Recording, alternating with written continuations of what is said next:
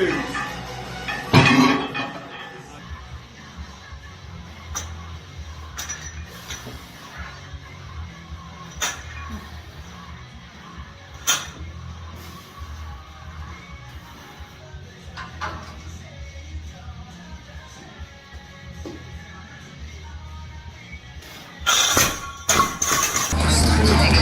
up, got Marshall.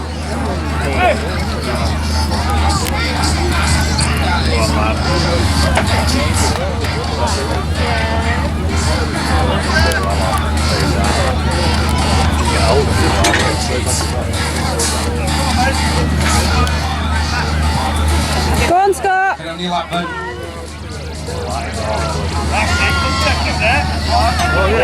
Yay! Go on, Scott.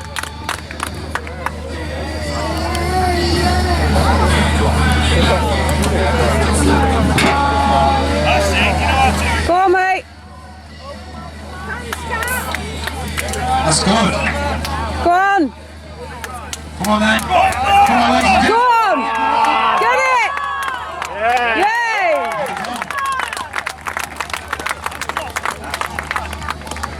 Let's have this barrel on then. Just like that. Come on. It's a different check. Let's have it on the lap then.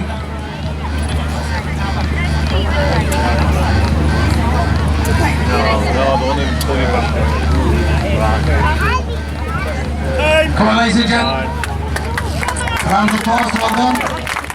Hi, and welcome to another episode.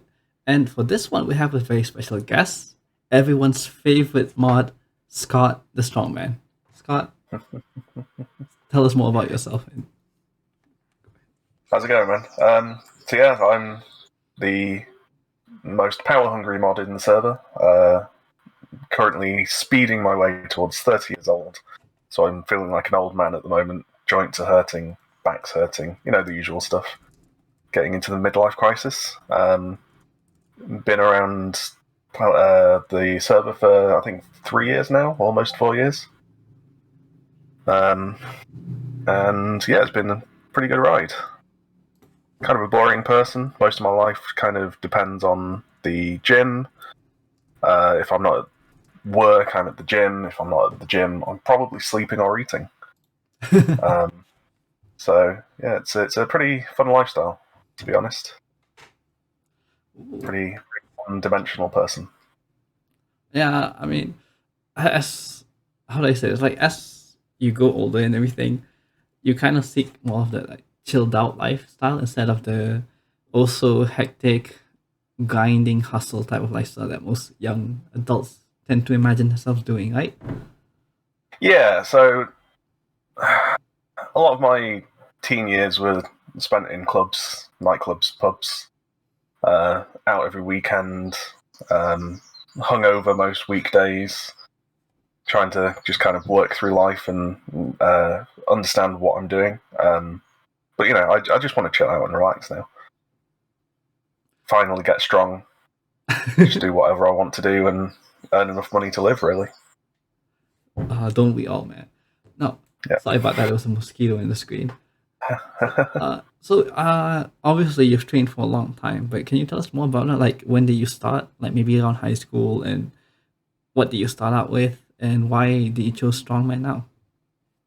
So I started when I was 18, mostly because one of my friends from work decided to drag me to the gym. I was starting to get a little bit fat, hadn't really done much at the time. I wasn't really an active person anymore. So they took me to the gym, showed me a few things, got me onto bench press, squat, deadlift, all the usual stuff. And then I found the Atlas stones in the corner of the gym. And I said, "Hey, what are they there for? They look weird. Why are they there?" And then it started getting me into the more unconventional methods of lifting. So Atlas stones, truck pulls, literally anything weird you can get your hands on, pick it up, run with it as far as you can, and see what you can do in terms of strange lifting. and that just kind of got me hooked in strongman. You know, it's a weird thrill where you can put a harness on and then pull a truck for 20 meters without dying. So I got into that and then decided, you know, maybe I can compete. But it's been a long 10 years. There's been a couple of gaps because of, you know, the pandemic that should not be named, and kidney operation put me back for a year or so, but it's been a long time. I think it's one of the things I've stuck with the longest. So it's pretty good. I enjoy it. So basically, if I got this right, you pretty much started strongman almost immediately at 18. Does it sound right? Yeah. It's just so fun. Like, who doesn't enjoy seeing a big rock and I want to lift that? You know, it's something that's evolved over the past 1,000, 1,200, almost 1,300 years. If you look back at the history of strongman, for example, you'll see they call them manhood stones.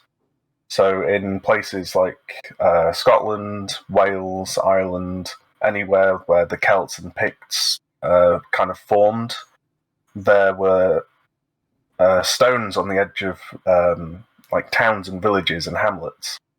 And their test of strength and the way that you would become a man in those villages was literally you go to that stone and you pick up that stone and you put it on top of another tall stone. And as soon as you could pick up that stone, you were considered a man. And that's kind of where it's evolved from. It's gone from the primal willingness to go, right, that's a really big rock. If I can pick that rock up, I'm a man. And it's just kind of evolved from there. It's just this primal thing of, let's show our strength. And for me, it just doesn't get more pure than that. Oh, interesting. I know, like, sort of various cultures, obviously there's been like various tests, as we know that for a child male to be considered a man. Like for some cultures it'd be being able to hunt out on your own, or like a certain a certain animal. So it's interesting how in the European area, or like the Celtic area, that it ended up being how big of a stone can you pick up to be considered a man. So one of the most famous examples is the Dinny stones, and it's a set of two stones with two handles drilled into them. I think the smallest of the two is 260, 270 kilos, and the other one is 300 and something kilos. And the test was just to being able to pick both of them up. At the same so that's time? over 500 kilos. At the same time, yeah. Oh. Yeah, you have one in front of you and one behind you, and you pick both of them up at the same time. You only have to lift them up about 10, 15 centimeters. It's quite a small lift, but it's still over half a ton. But like you're picking up with your hands, right? So are you allowed to use straps or? Nope, just chalk. How many people have actually been able to do that? There's been a few at the moment. The world record challenge that they set at the moment now is to pick them up and walk them the longest distance. So the current world record at the moment, I think, is still the strongman Lawrence Charlet, who picked them up and walked them about 10 to 12 meters, I think. That's half a ton. Holy shit. Yeah, it's pretty impressive. And obviously, it was only like 30, 40 years ago, the challenge was just pick them up. Oh. And we've evolved in strongman that much, but we're able to pick them up and walk them. But there's also like under 90 kilo women that do this. Wait, pick up the same stones? Or like their own same stones. Oh. Yeah. Holy damn. What the hell? Man, okay, sometimes people are really amazing. And the kind of feats in strongman are incredible. That's crazy. Like, to think that people, I'm assuming these people aren't natural, or some of them are natural, who have done this? Most of them aren't natural. It's a pretty open secret that the top like open strongmen are all juiced to the gills. But still, like, you and me both know that even on all the juice, if you're not built for it, you're not gonna get it either way. So Yeah, it's still exactly. an It amazing takes years feat. of dedication. Yeah. But like going back to you yourself as a strongman. So you start out like training around 18, and then you immediately got into strongman. But were you like immediately coach or like learn immediately how to properly train it and everything, or were you like all the rest of us where we fumbled a ton on our early journeys when we got into lifting? So I started out lifting alone. Because the friend that took me left for uni. So I eventually started going to the gym on my own, and then after a couple of months, made a couple of friends, like strongman friends. So it was a couple of months of not really knowing what to do. We didn't have the internet when I was 18, just for various different reasons. So it wasn't really that easy to just go on Lifting Vault, for example. We couldn't go on Discord. So it was a couple of months of kind of turning my wheels and not really doing much before I found the strongman community, as it were, in my area. And then it just kind of flew from there, just because having like a network of people who've done it for 10 years, they know what they're doing, they can show you how to train. It really just kind of helped me understand how to lift, what to lift, and it just all went from there, really. We had Strongman Sundays, so we had every week there was about 6 or 7 of us that would do strongman movements. So we'd train outside. It would be yoke, Atlas stone, like farmers carries, that kind of thing, and we'd all just get together and push each other and motivate each other to train harder. And that was always a bonus. Man, that sounds like a ton of fun, especially as when you're as young as like 18, 20 years old. Getting into a community like that really feels amazing. Yeah. There was a couple of giants in there as well. There's a guy called George who's 130 kilos, I think, 135 kilos, like 2 meters tall, absolute beast of a strongman. And being able to train with him and see what he can do, kind of like 320, 330 kilo deadlifts, that kind of thing. It's motivating as a young lifter to be able to look at that and go, right, I want to do that. Do you still remember your stats when you like first started out? Like your body weight? Oh, my stats were horrible. So I started when I was about 90 kilos body weight, and I benched. First time I benched, I did 45 kilos for one. Like a grindy rep. I think it took about 12 seconds. Like it was real tough rep. Squat, I think, was about 60, just because I had developed legs from running and rugby. And deadlift was probably about the same. I can't remember exactly, but I think it was because it was a weird movement. I hadn't really done hip hinges before. So deadlift wasn't great, still isn't great.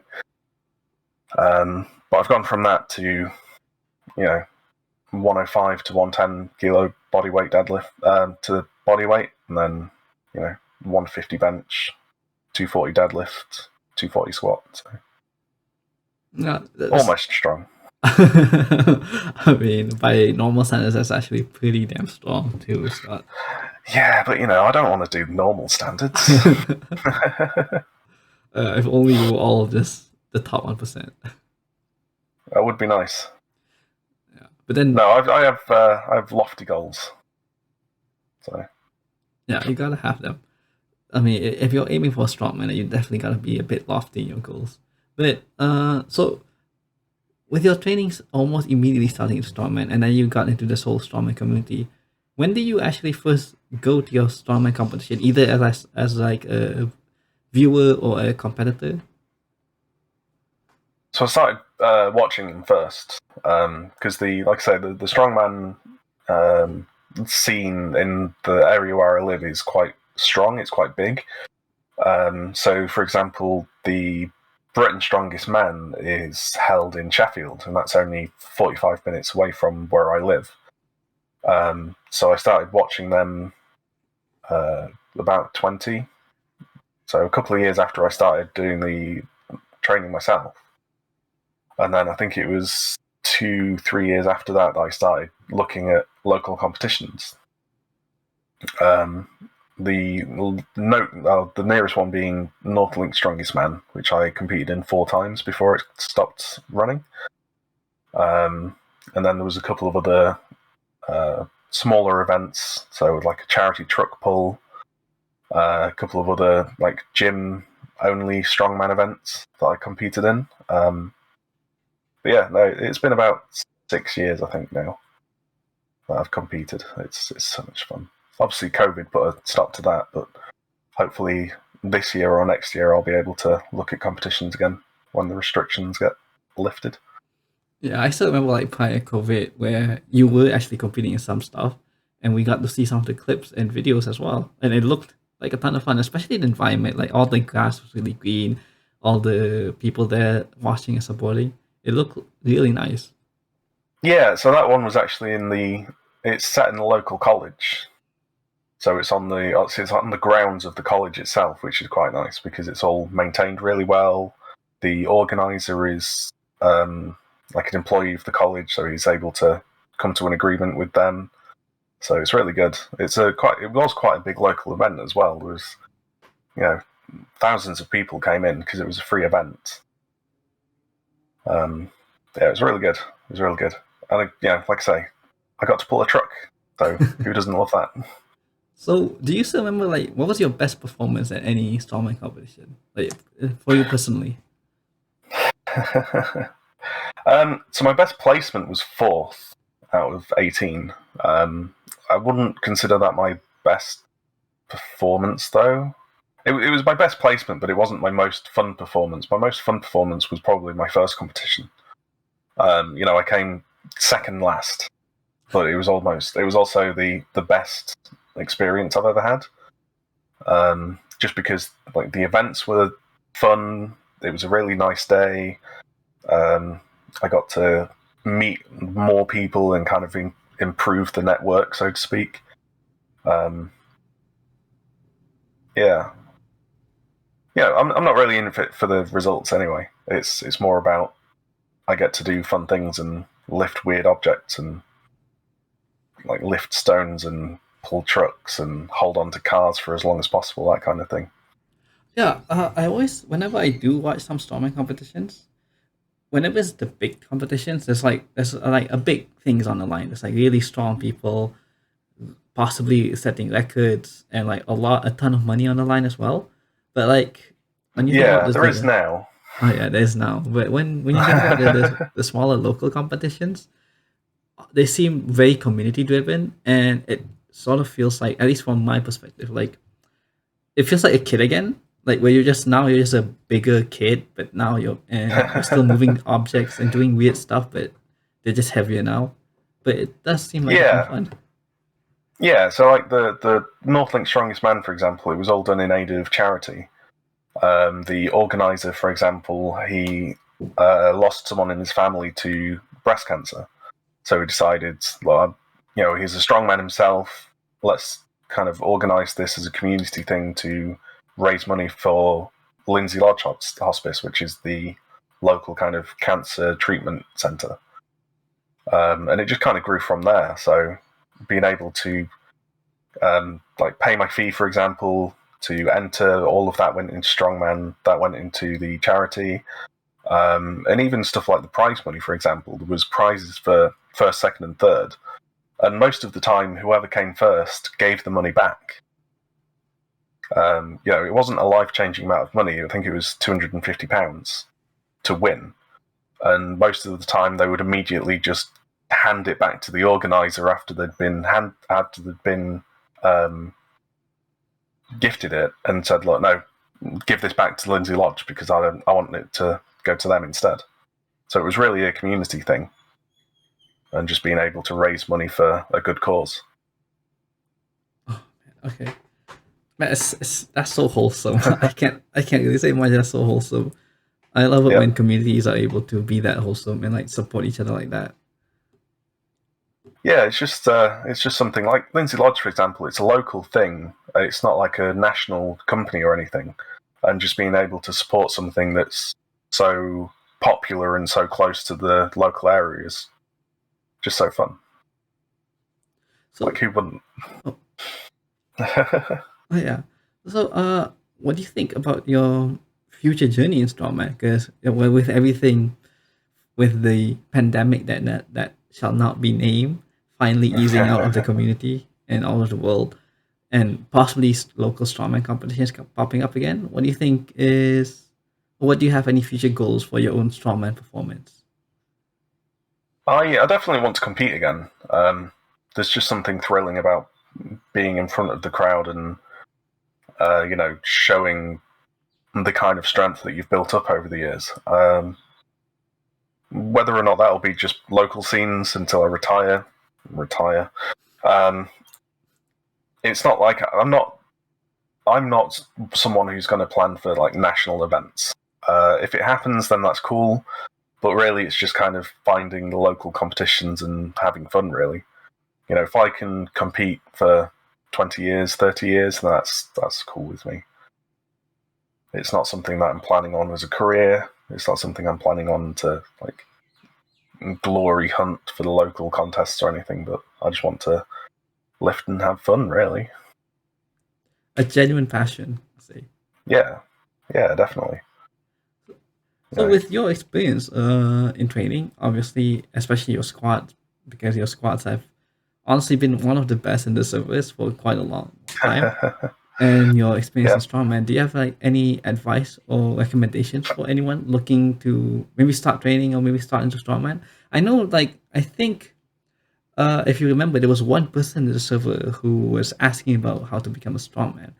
I haven't seen them in a while, but I'm pretty sure sooner or later we'll start getting more and more people, hopefully, who are looking to go into Strongman. So if you have anything, I hope so. Yeah. Strongman and lifting in general, but mostly Strongman, in my experience, the competitors seem to be one of the most friendly groups in the lifting kind of outer community, without wanting to sound too big-headed. It's one of the friendliest, kind of most helpful group of people that I've met in my own experiences. So my first kind of tip or piece of advice would just be, like, network, socialize, find the people who are in Strongman themselves, and they will help you, because it's not the most popular part of lifting. It's not the biggest subsection of lifting at all. You've got powerlifting, you've got CrossFit. They all kind of dwarf the Strongman scene, as it were, in terms of popularity. So being able to find that group of people who were sat in the corner lifting stones by themselves, they're probably going to welcome you with open arms and say, come join us. It's so much fun. So yeah, being able to find the right gym, being able to find a good group of people, it really just kind of motivates you to do more. Other than that, get onto a proper program. Being able to have a structured, solid program. There's stuff like Starting Strongman is a really good program for people with little experience in the gym.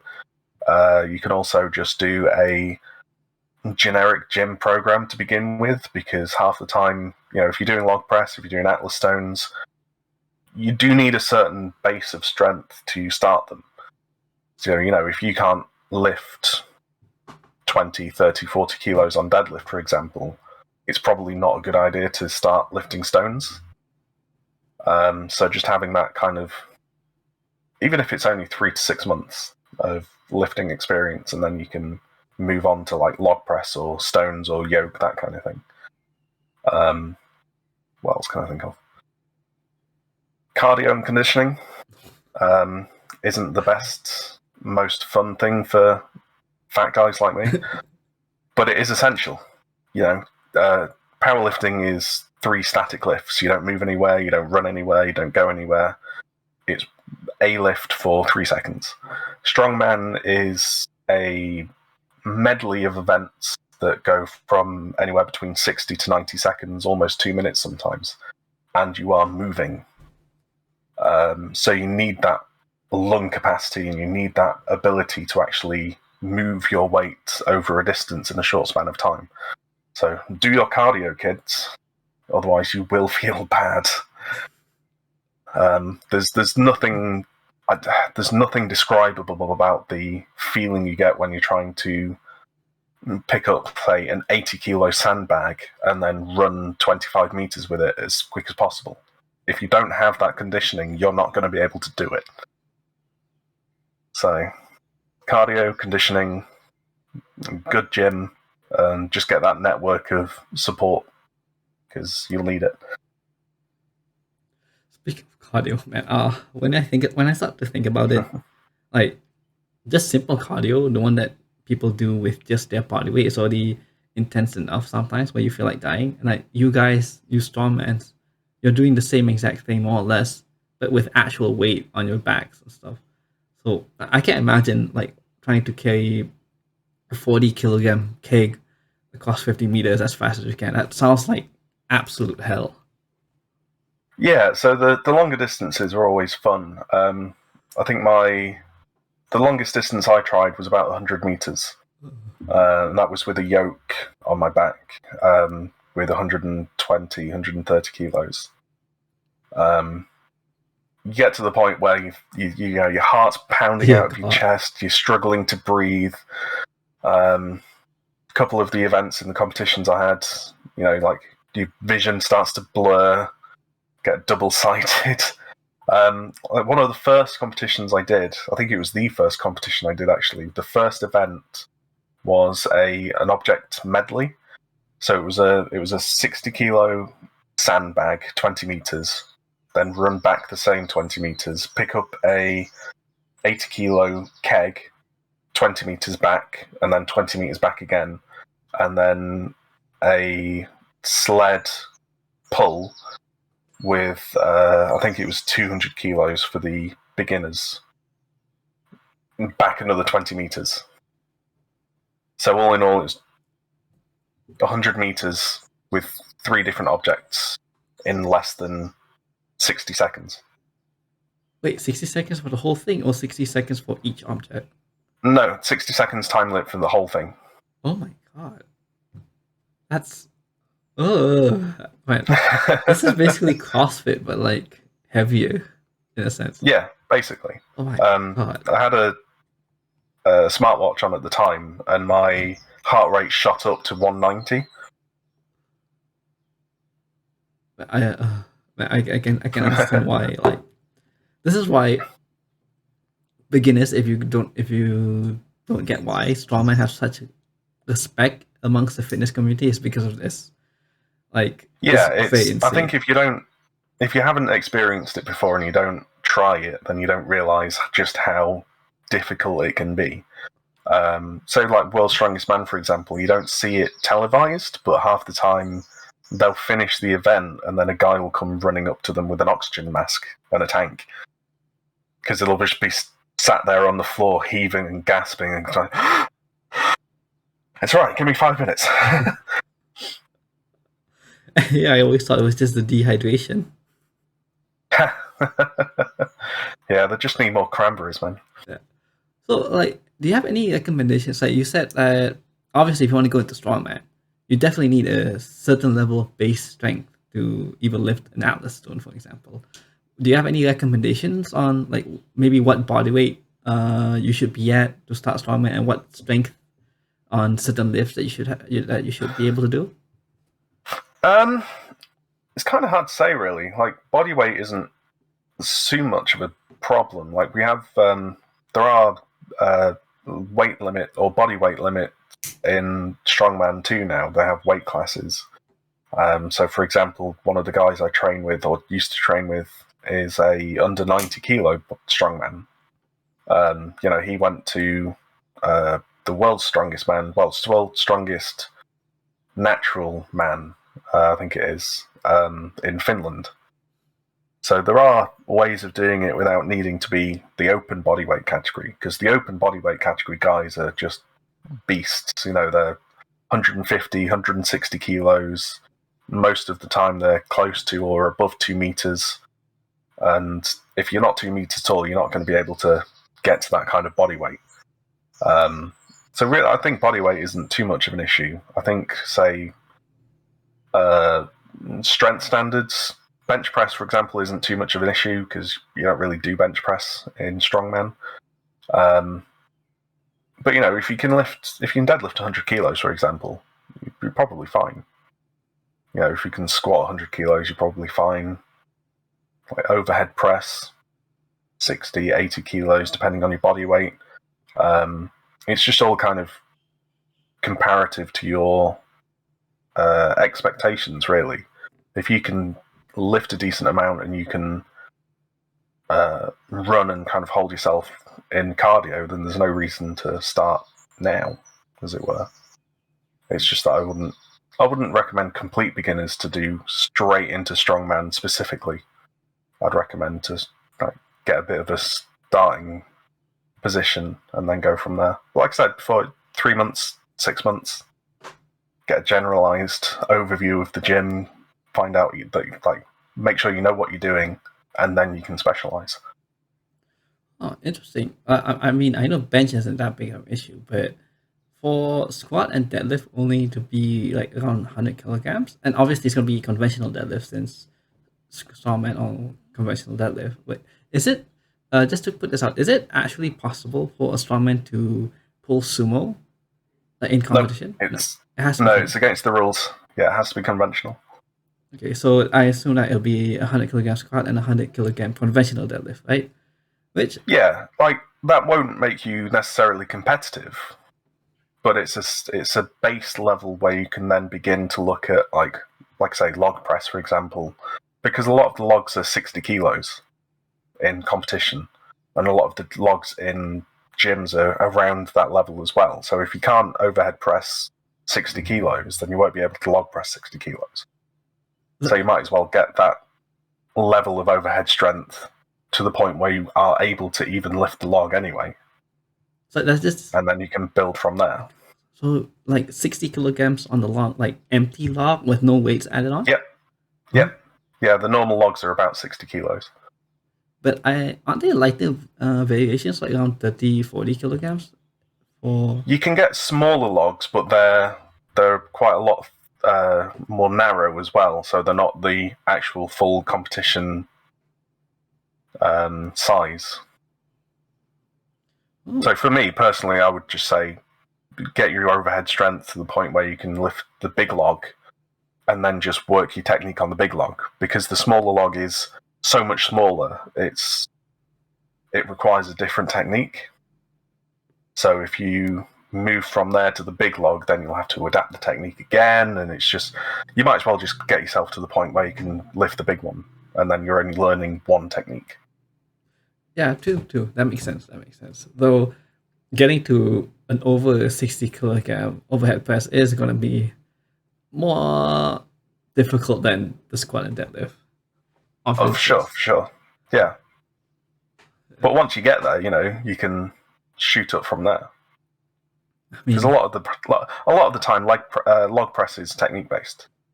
Oh, true. And since you're allowed to use what was that? What's it called, man? Now it's slipping off my head. Like, it's not a strict press. It's basically you can push press. You can push press a lot up. So yeah, I guess yeah. So if you can strict press 60 kilograms, I'm guessing log pressing 60 wouldn't be that hard, especially with some leg drive into it. Yeah, definitely. Yeah, absolutely. So with your abundance of experience, I'm sure, and some of the OG members would know that you have had some hardships and struggles throughout your whole journey. But can you tell us more about that, like from the moment you started to now? Because I'm sure there's like stuff that even we don't know about. Yeah, so there's physical stuff and there's mental stuff, really. The physical side of things is kind of boring. Like the gaps in training I've had have mostly been because of kidney issues. So to put a long story short, I've basically had kidney stones and a couple of other kidney problems. Old lefty isn't working too well. I'm not going to get into too much detail, but essentially I had an operation 3 years ago now, and obviously then had to rebuild from that.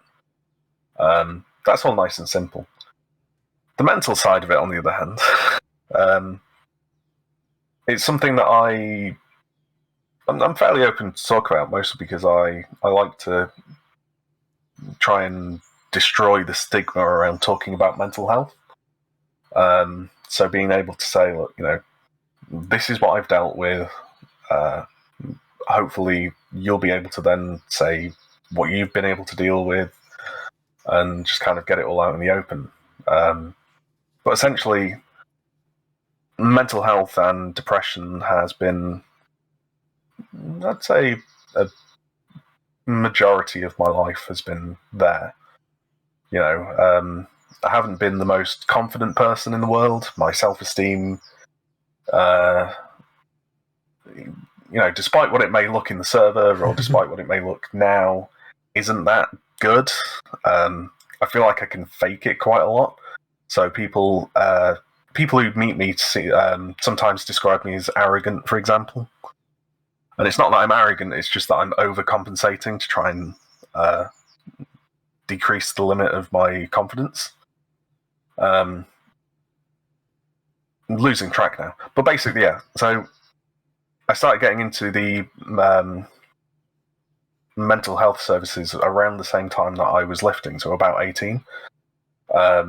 Just because, like I say, confidence and self-esteem was an issue. It kind of decreased into depression at around the same time. So I started drinking. And it got to the point where I was drinking, 6-7 days a week. I'd wake up at like 10 o'clock in the morning. First thing I would do would roll over, and there would be a bottle of vodka literally just right next to my bed, because I would keep it right there. So I could literally roll over, open the tap, and then just straight in. So that lasted for about 3 years, and I do not remember much of those 3 years. Like, at all. I have no memory of what happened in those 3 years. I vaguely remember lifting, vaguely remember kind of going to work, but like dates, faces, people, events, couldn't tell you anything. This was when you were around 18? Yeah. It got, I think the lowest point was when I was 20, 21. So I ended up in a mental health unit because I tried to kill myself. And I ended up being there for 6 weeks, almost, all in total. And I think in those 6 weeks, I tried again in the mental health unit twice. So it's a pretty low point for me at that point. But the mental health clinic and kind of the NHS in general are just incredible people. So 6 weeks there, lots of medication, therapy, talking to a psychologist, and I was able to try and get myself back up to that minimum level of managing. After 21,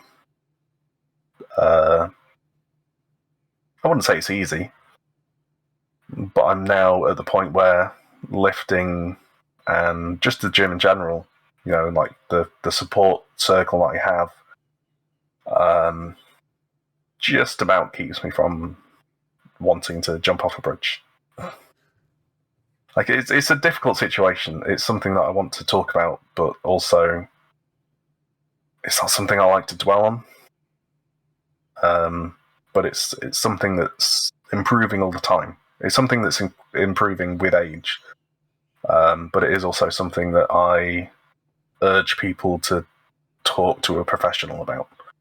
Like, if I hadn't spoke to someone at the mental health clinic, who knows what would have happened.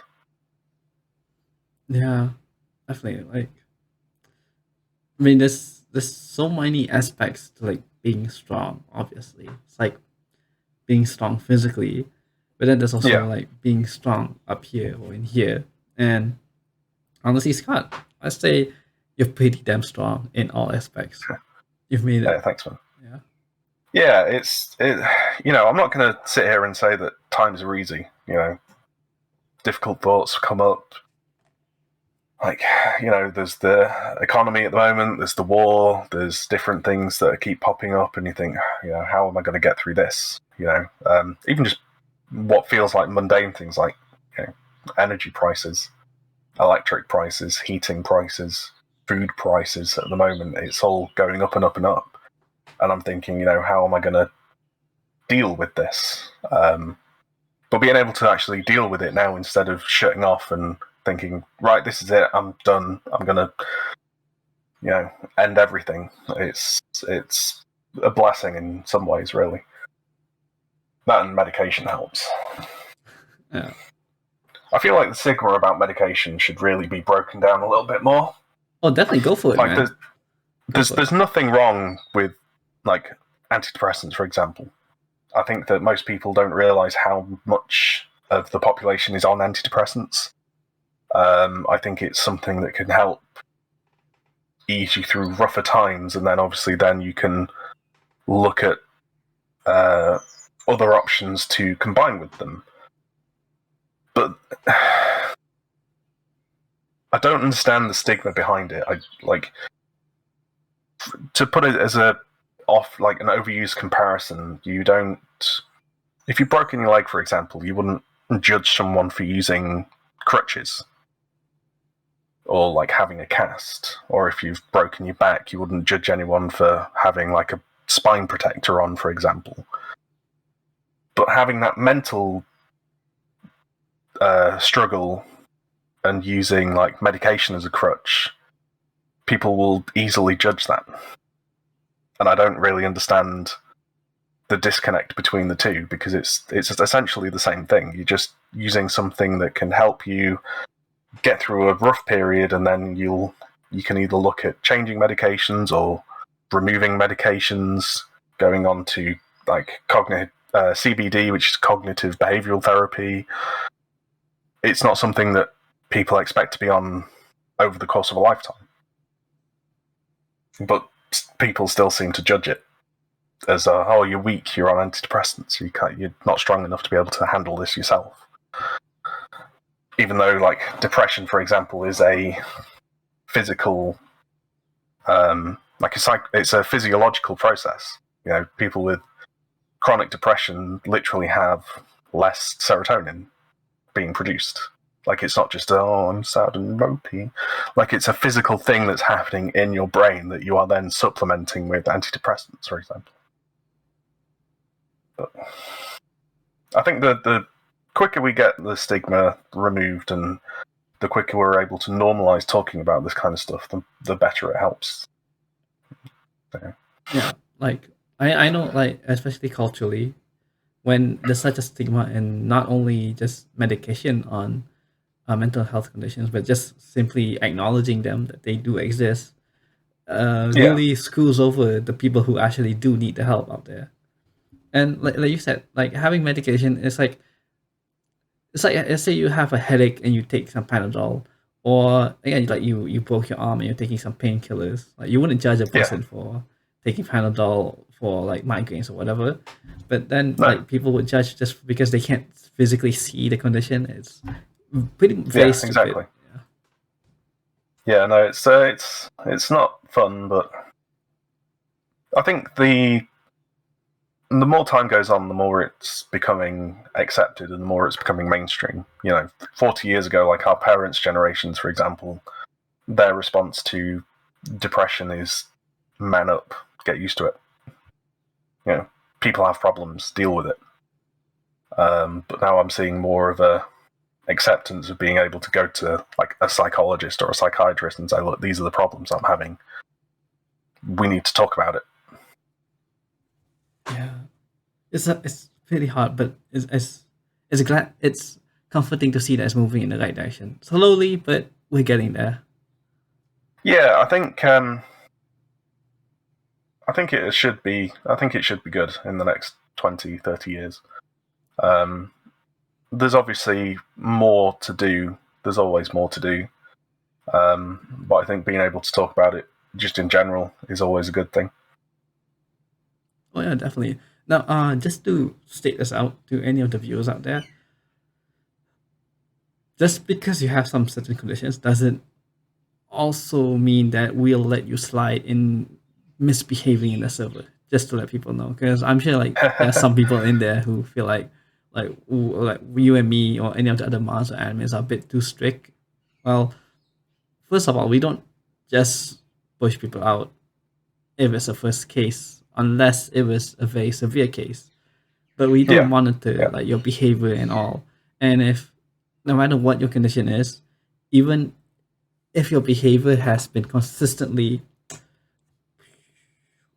we will take action. So just take note of that. But we do try to be understanding to people, especially if they're coming from rough backgrounds or have certain conditions that might make it a bit harder for them to read the room, so to speak.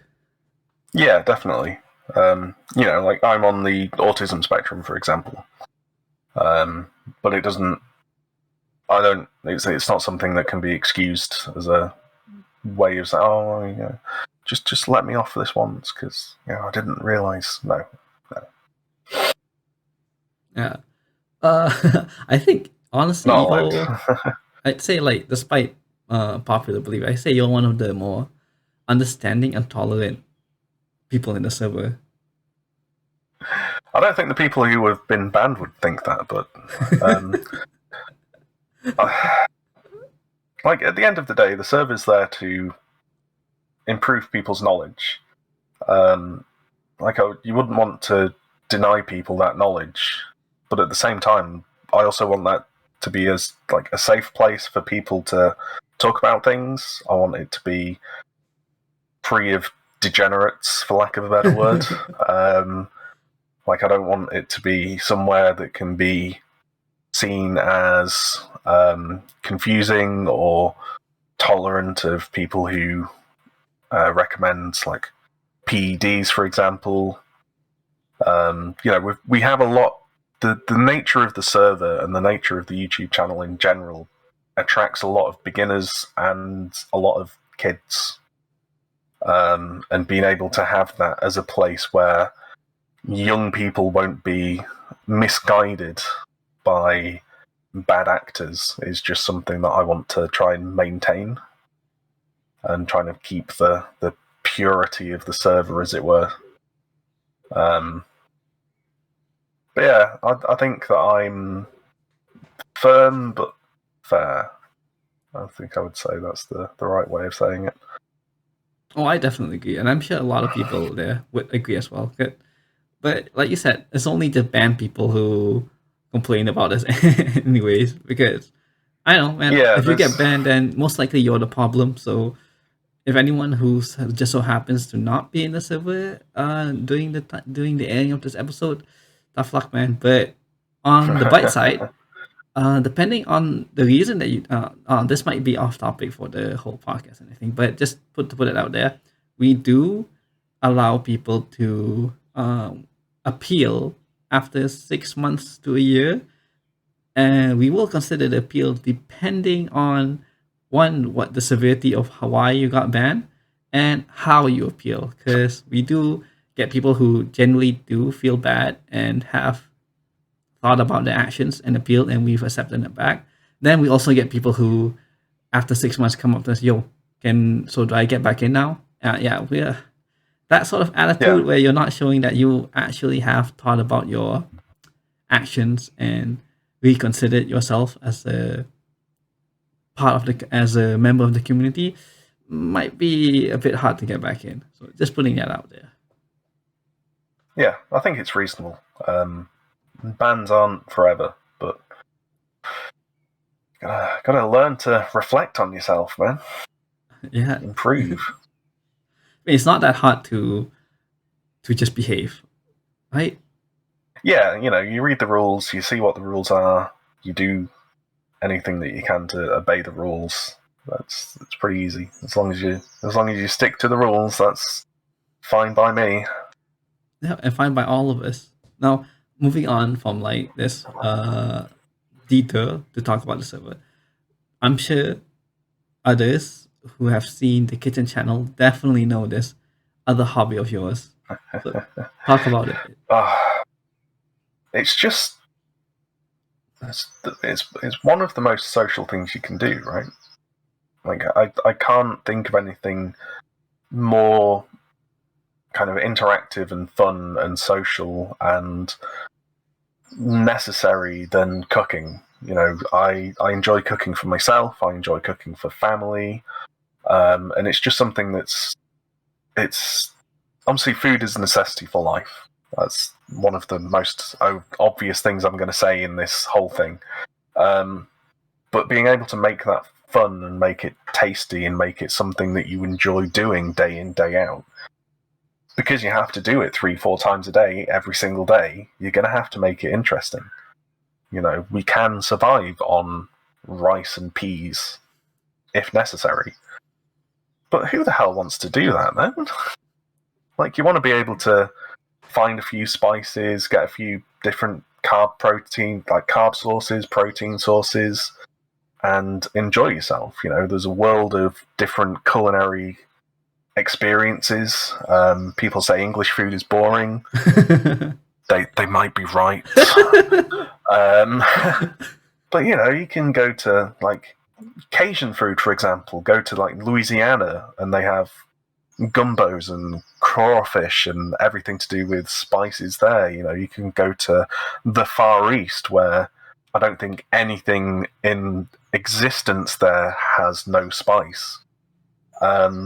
India, for example, South African dishes, they're all interesting and unique in their own cultures, but being able to bring that to your own kitchen and spend 20 minutes, 30 minutes looking up a dish and then recreating it is just all the fun in the world. Like, who doesn't like cooking? You can't make it boring, otherwise you'll just hate yourself for the rest of your life. And I know about hating myself. I've done it a lot. Yeah, but Scott, what about the macros? Look, it's not difficult to get the macros correct. You know, if you have to drink a shake at the end of the day, so be it. But even stuff like protein and carbs, they are the easiest thing to get, because every culture has a main preferred protein source.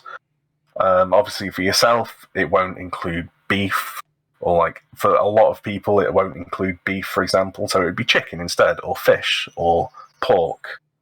Or, you know, if you're eating kosher, it won't include pork, but it'll include white meats, for example. But there's always something there that will fit your macros, like, easily. Like, it's not difficult. Yeah, I've gone on a bit of a rant there, but oh no, feel free. This whole thing is, you're the spotlight in this episode, so feel free to rant as long as you want. But also, has cooking always been your passion, like since you were a teen, or is it something that you've picked up recently over the whole pandemic thing? it's something that I've always been interested in, really. My mum made sure that I was in the kitchen from an early age. Like, I would bake cakes when I was quite young. I say bake cakes when I was quite young. I would stir things as a kid, and then my mum would do the majority of the stuff. But it felt like I was helping. And just being able to have that kind of early interaction as a kid kept me interested in the process. You know, the kind of childish joy of seeing a few eggs and some flour and, you know, other ingredients like sugar and that kind of thing just come together and turn into a delicious cake was something that kept me interested. And as you can see, I enjoy food. So being able to find different things, cook different things, experiment, have new ideas, it's always been there in the back of my mind. But obviously now, as I've grown up and have to cook for myself every day, then it's just improved. Like, I have a library of cookbooks, for example, that I use most days, and just being able to, like I say, try different things from different countries and experience that on a daily basis is new and exciting and interesting. So I try and envelope different techniques into my cooking. I try and use different ingredients that I've never used before, and it's just something that keeps it interesting. Because, like I said before, I can't just eat chicken and rice every day. I'd go out of my mind. I need something to keep it interesting. So cooking is part of that. Do you still remember your first dish that you made entirely on your own?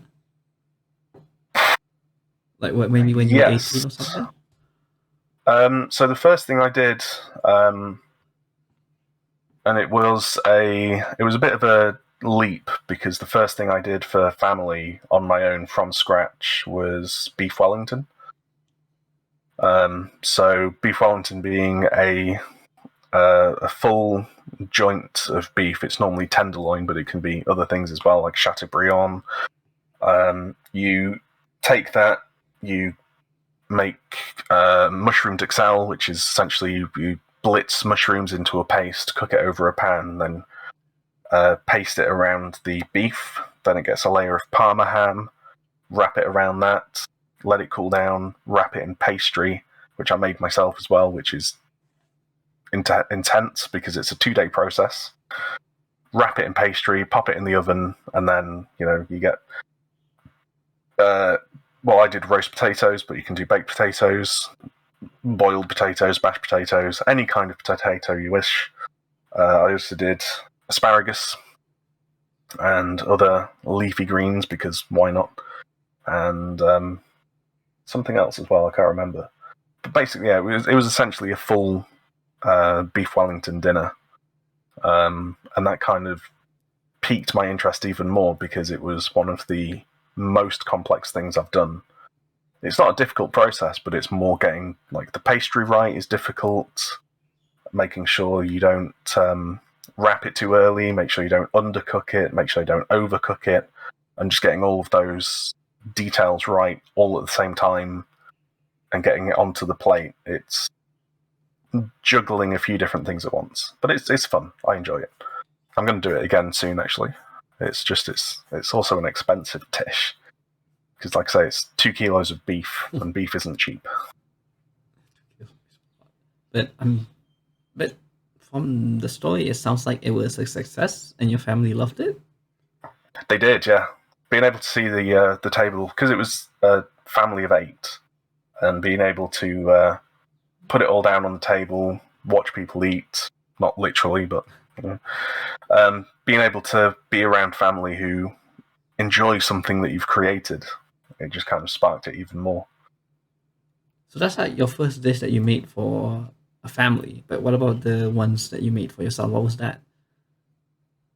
So a lot of the ones that I made for myself to begin with are like simple dishes. So lasagna, spaghetti bolognese, shepherd's pie, cottage pie, really kind of British staples of foods, that they're not difficult, they're not time consuming, they're not expensive.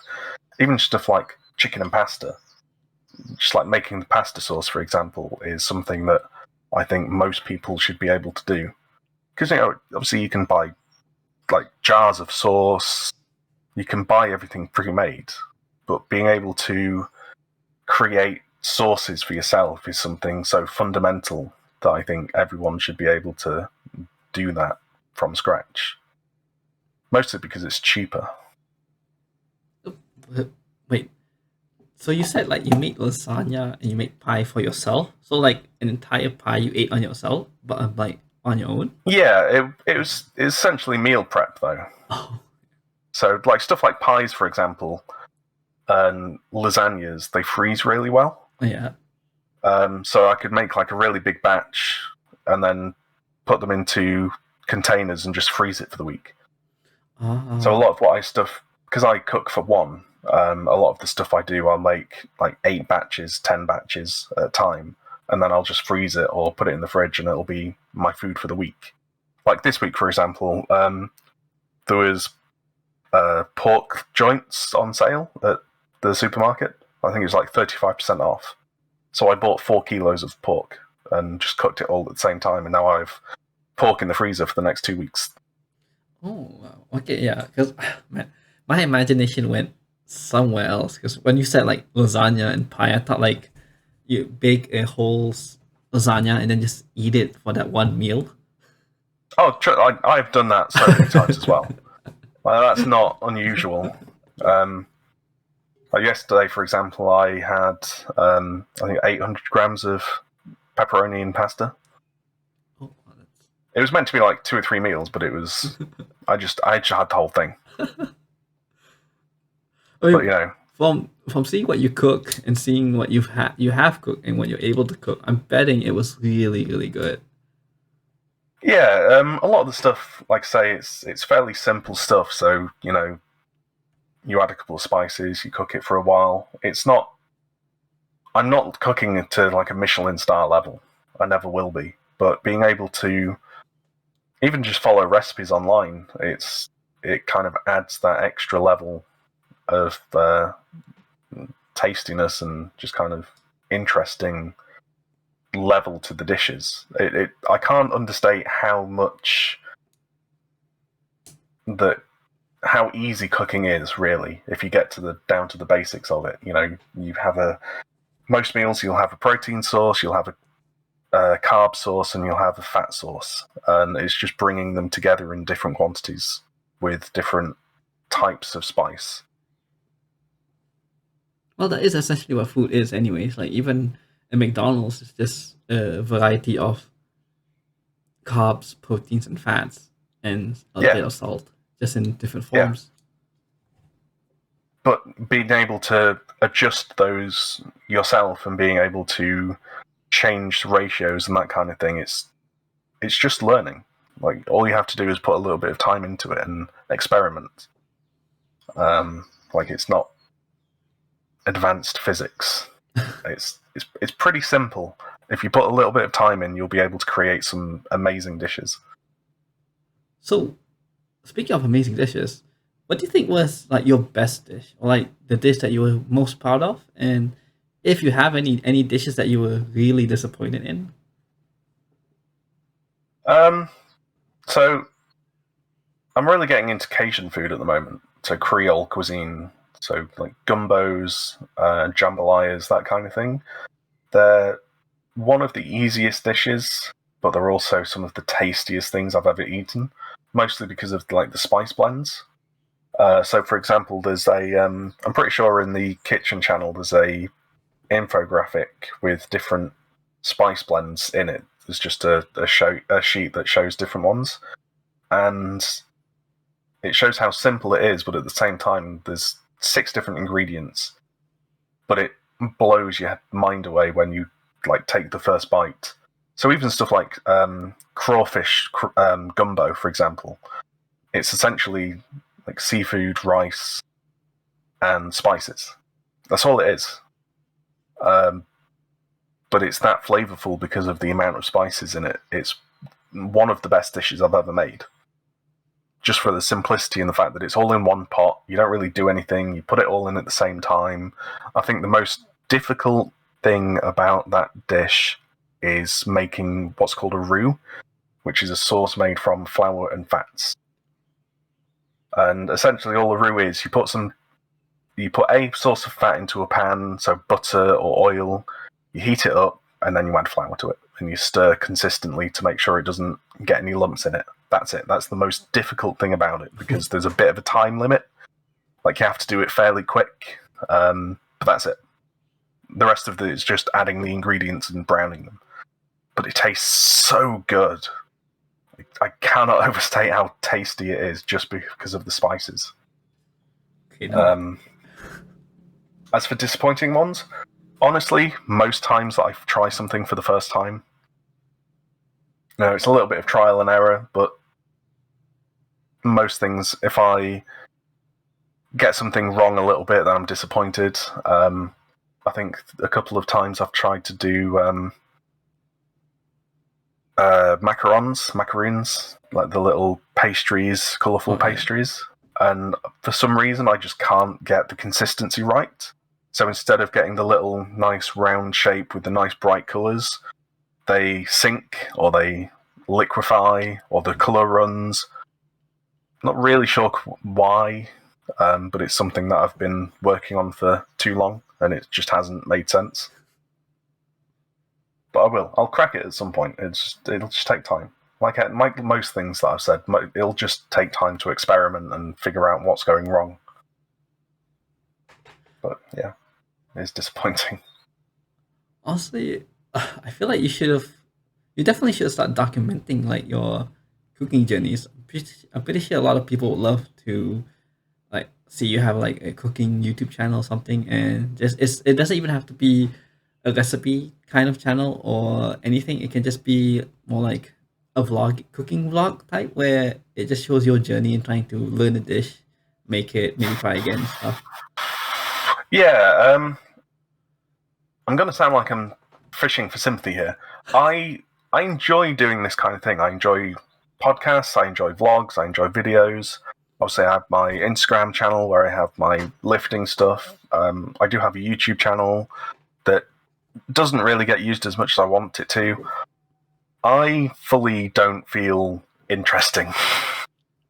to put it completely bluntly, I don't feel interesting enough to keep something like this consistent. I enjoy doing it, and it's something that I want to do. Like I've talked about in the server before, I want to do a podcast either by myself or with someone else and have like a regular running podcast just talking about something. Whether that be lifting or cooking or mental health or, coins or anything that I'm interested in. But there's always the mental barrier of, is anyone actually going to listen to this? Is anyone going to watch this? Yeah. And it just kind of keeps me from being able to put it out there because I think, well, no one really cares. They might say that they do, but I don't believe them. It's like when people say to me, you've got all this information in your head, Scott, you talk about things that are passionate to yourself. It's so cool, it's so good that you do that. And I'm just sat there going, yeah, you're lying. You must be lying. Because I don't have that ability to believe compliments. I can't do it. I might... It's weird, but no, it's something that I would like to do if I can get over that hurdle of, am I interesting enough for people to actually want to listen to it or watch it? That's why I bought the mic, is because I wanted to do podcasts, and then it's just sat there in the corner for 6 months. Though, as someone who's also going through those same things, hence why this thing even came to fruition in the first place. The way I think about it is that I don't worry too much about whether or not I'm interesting, because the stuff that I put out are things that I find interesting, and I fully believe that the stuff I find interesting, people find interesting as well. So, like for example, if you were to do like your own cooking YouTube channel, for me it wouldn't be more so. The way I would approach it is that I wouldn't think about, am I interesting enough for them to watch me cook? No, it would be in the sense that I find cooking very, very interesting, and I'm sure there are people who would find this cooking interesting as well. Not me, but like the cooking itself, the food, the maybe information or history behind the food, fun facts, stuff like that. Yeah. Okay. Yeah. I think it's definitely. I might be able to do that. Yeah, definitely. We totally look forward to it, because like you and. I know there was someone else in the kitchen channel who does a lot of cooking as well. I don't check that channel. That's Vince. Yeah, Vince. I think it would be great. Like, just maybe even you two could just talk about cooking a ton, and maybe even do like dual channel cooking streams or something. I don't know. Okay, sure. Yeah, could be interesting. Yeah.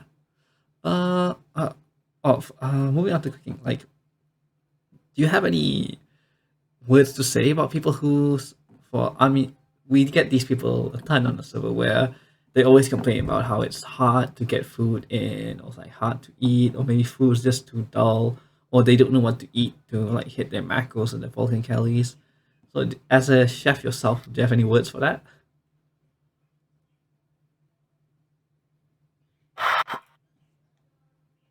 discomfort is the enemy of being able to eat enough food. When I started eating more and more, mostly for Strongman, I felt terrible. Like, you feel uncomfortable most of the day because of the amount of food that you're trying to pack in. But it adapts. Your stomach physically increases. So being able to put that discomfort behind you and just forcing yourself to eat for a few days, even if it's just a couple of weeks, your body is physically adapting to that extra volume by expanding your stomach and keeping it expanded on a daily basis. That's why competitive eaters, it's a little bit of a sidetrack, but competitive eaters do this on a daily basis because it keeps their stomach swollen. So like on competition prep, for example, they'll eat 2, 3, 4 kilos of cabbage because that kind of high volume, low calorie dense food physically expands your stomach that much that you can then put 6 kilos worth of food in there. And if someone can eat 6 kilos of food, you can eat half a kilo of food. Like, it's not a difficult thing to do. Even if that's a struggle, you can get more protein, more calorie dense foods. So like oils, fats, anything with a high fat content is really dense in calories. Carbohydrates aren't as filling as protein, for example. So it's just about kind of forcing yourself in a way. The other thing I would say is not to eat the same thing if you can. Like, it's easier for the choice of foods, and it's possibly easier for your wallet as well, because buying in bulk is cheaper. But it's so boring. Like, even interesting food, for me, gets boring after a couple of weeks. Like, I love pizza. And I love pizza. I feel like I could eat it every day. But if I eat pizza every day, I would get sick of it after 2 weeks. So you've got to have that variety to try and keep it interesting. Otherwise, it's just going to be a chore. And if eating becomes a job, then you've probably failed somewhere. Like, it shouldn't have to be this difficult. Yeah, eating definitely should not have to feel a job. I'll remember those words. But like for you as a strong man and a big guy yourself, like let's say what's your current body weight right now and like your maintenance calories, for example. So I'm 106.5 kilos right now, roughly. I've actually lowered it from my heaviest weight, which is 117, I think, kilos. Calorie-wise, I don't track too much anymore because I've gotten to the point now where I kind of know how many calories I'm eating anyway. Yeah. It's normally about 3,000-ish. It's a little bit more on like more intense days. So say if I'm working a long shift at work, it'll be higher because I'm on my feet all day and I walk around 15 to 18,000 steps on like full days at work. So that'll be more like 3,500 sometimes. But at the moment it's roughly about 3,000 and I'm either maintaining or losing a little bit of body fat at the moment. So body composition, man. Yep, that's the thing.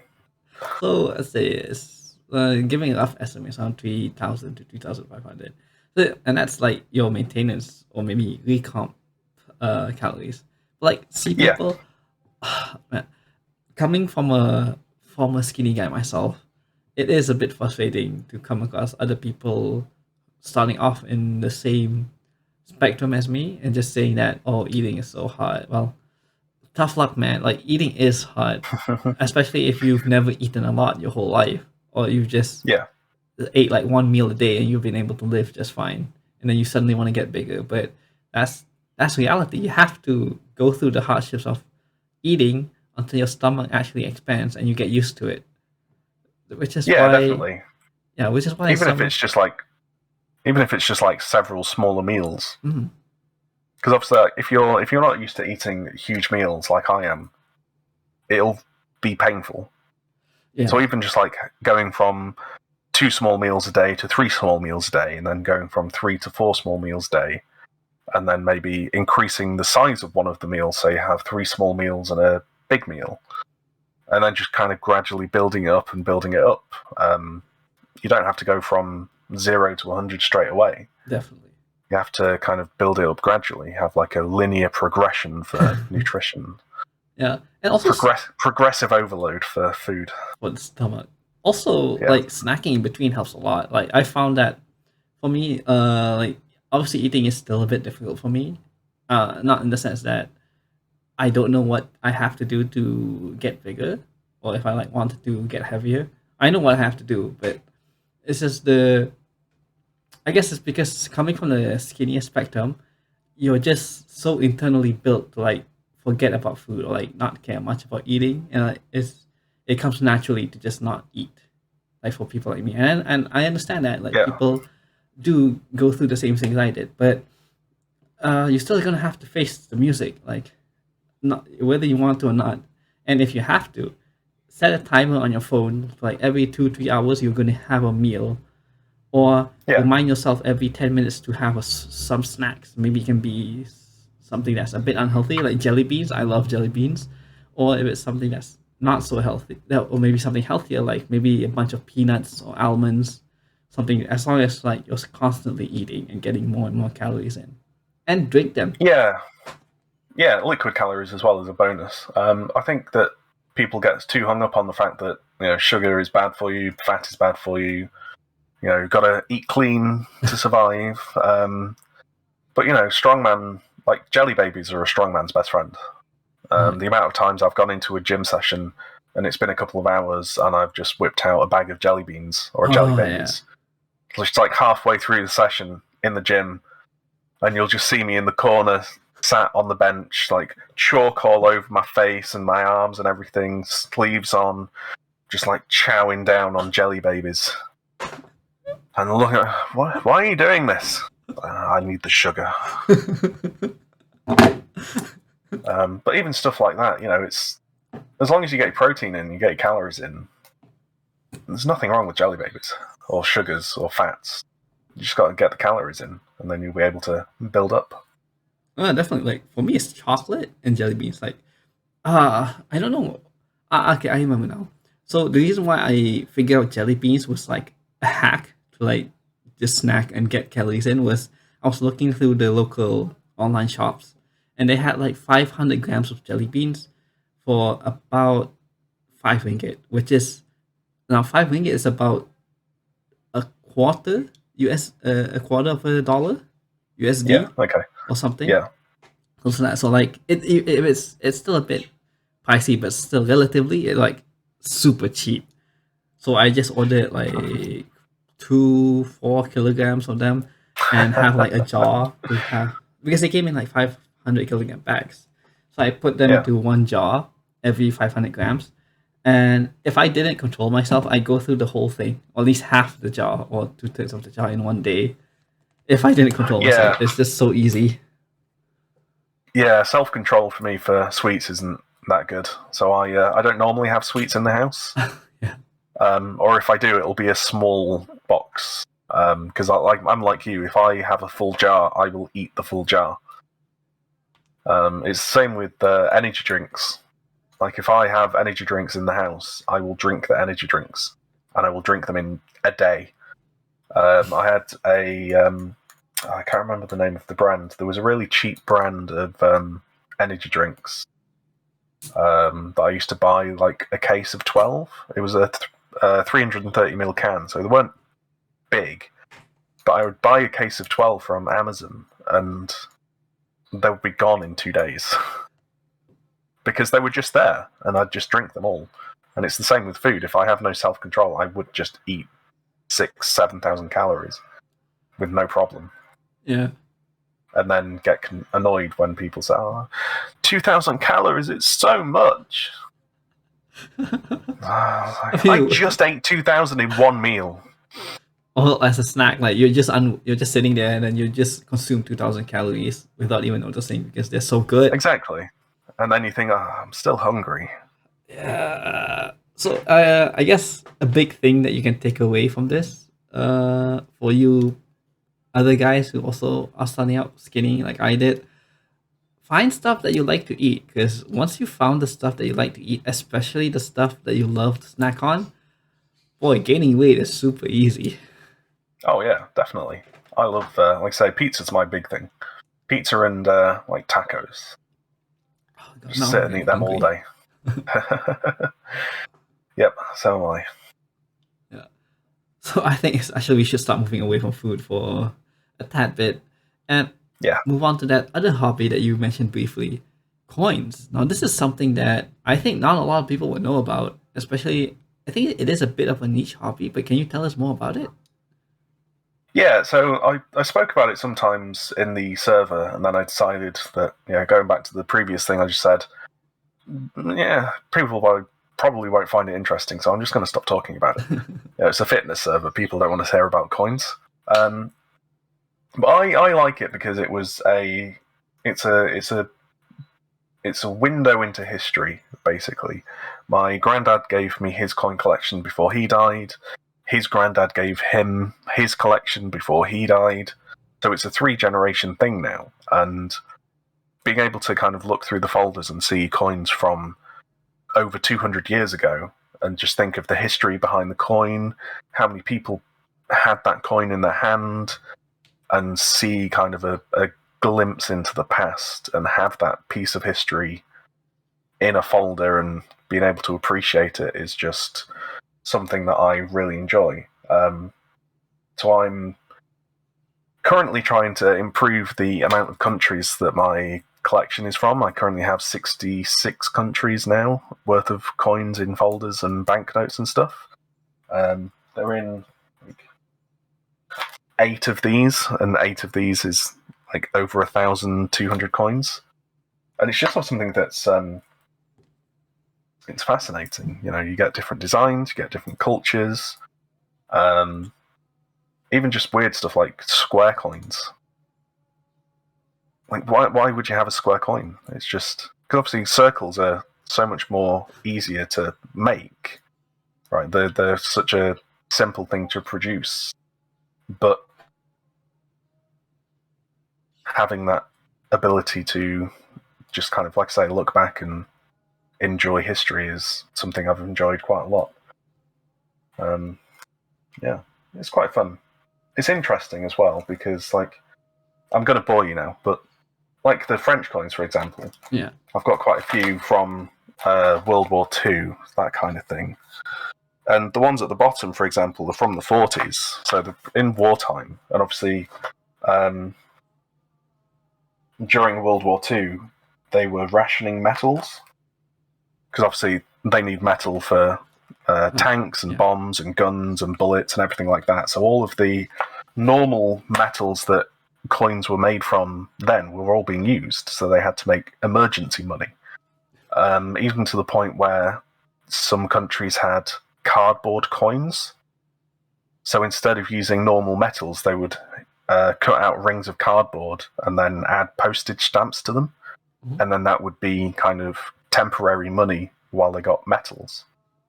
But like this one, for example, is a 5 franc. It's not in focus, but it's a 5 franc coin from the war, and it's made of aluminium because all of the other metals were in use. So they started making aluminium coins, which is less than 2 grams for a coin, it feels like fake money, like toy money that kids use. Yeah.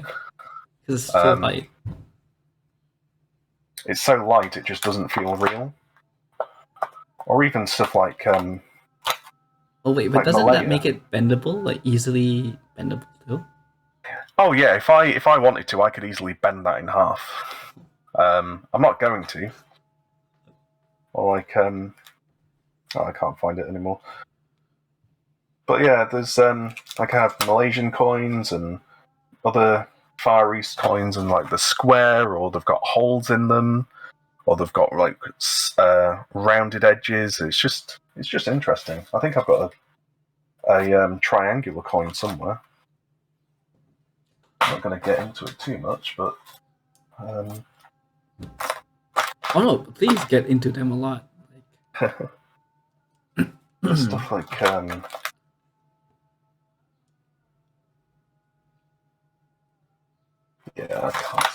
coins. Do you remember the oldest coin that you have? I don't remember all of them. I have a website. There's a website called Numista where you can enter your coin collection, and it gives you a nice little database. Oh. So, like, this one, for example, it's a triangular coin from the Cook Islands. Ooh. That is Like, very odd. Like, is it made from normal metal too? yeah, this is copper. It's a copper nickel alloy, which is what most coins are made from. But yeah, it's just interesting, man. Like, currency in general is just a mystic thing anyway. Like, we've gone from trading and bartering like goods and services. Like 2,000 years ago, we would say, come build my house for me and I'll give you 5 goats, for example. And we've gone from that to, here's a shiny piece of metal. Can I have a burger now, please? Like, it's just a weird concept in general, but it's always something that I've been interested in because of that concept. Maybe it's just me being autistic, but it's just currency in general. Like I said, it's here's some paper and some metal. Give me services. Yeah, totally. Because It's just in essence, like the coins and the papers themselves have zero value. We just add value to them. Unlike we're saying that this particular disc of metal is worth something, but this particular disc of metal is worth more than that particular disc of metal, even though it's the same metal and it's slightly thinner, so it's probably the same amount of metal, but it's worth more than that one because I said so. It's just a weird concept when you break it down into the essence. Yeah, because it makes more sense with like bartering services. Like goats are valuable. You can eat them. They can produce milk.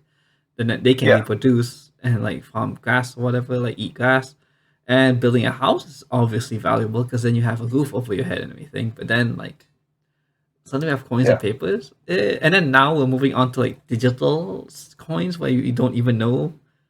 You don't even have a physical representation of them. Like, pretty weird. So like you have a little card and you tap the card onto a machine, and then the numbers in your account go down and the numbers in their account go up, and it's just, I have a bigger number today. Like, can we just go back to bartering? Like, I'd love to go to like Tesco, for example. All right, I would like that burger and that burger and that burger. Here is a chicken. It'd be so much cooler. It would be, but I mean, to be fair, it would also be a lot more hassle because at that point, the value of something is totally individual dependent between individuals. Of course. But that's what makes it interesting, though. Yeah, you can bargain and communicate and negotiate. Yeah, actually, do you hear that story of that I think there was one guy who bartered a paperclip all the way to a house somehow? Yes, I love it. It's he did it on eBay, didn't he? He started with a paperclip, and I think he traded the paperclip for some pencils, and then he traded some pencils for a couple of bits of writing equipment, and then he just kept going up and up and up and up and up, and then he ended up with a house. You can't do that with coins. No, I mean, I'm guessing you can, but it'd be a lot more complicated in a way. But it would, yeah.